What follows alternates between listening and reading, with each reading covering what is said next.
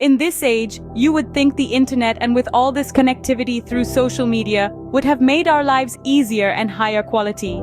But in reality, it often has created the exact opposite effect. There is such a huge burden to sift through the enormity of information out there, junk and all, and low-grade opinions, lacking enough context or detail, that with much less reliable gatekeepers, it simply takes up a lot of your time searching for things to choose from before even choosing. Of course, we know that the most popular thing isn't always the best thing, but who has the time to search out reasonable alternatives that just simply aren't readily visible at the top of our searches or algorithm feeds? So it now takes such an inordinate amount of time for anyone curious enough to vet or research the quality of products and options truly available for reasonable budgets, in order to live a life that is both healthy and fun. With the fast-rising arrival of general AI for non-medical, non-professional use, that seems to now boil things down to humanity's predictive thoughts and ideas from the developed world from the last half-century. But shouldn't that now save us lots of time? Sure, typing in a prompt and getting an answer in milliseconds feels like a huge time saver.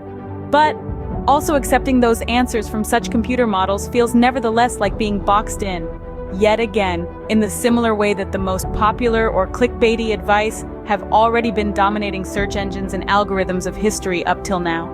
So isn't general AI just a speedier hit of getting the same answers we've already been getting from the internet, which again just propagates similar risks of junky info without enough context and detail? Taking in an answer from generative AI for non-professional advice feels more like social conformity and uniformity than collective individuality.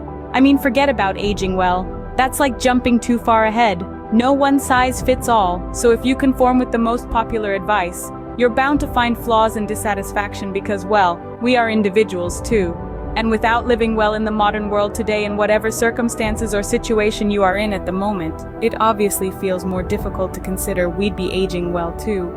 To age gloriously should mean evaluating mainstream information but also finding alternatives that can still provide a satisfying life beyond our midlives. So this channel will inevitably be at first a somewhat personal and perhaps individual journey to seek out the things in life that can support and sustain a reasonably enjoyable life, nearing and beyond 40-something. And not just in the most cliché or fashionable ways, but in a way that embraces individuality and personal preferences.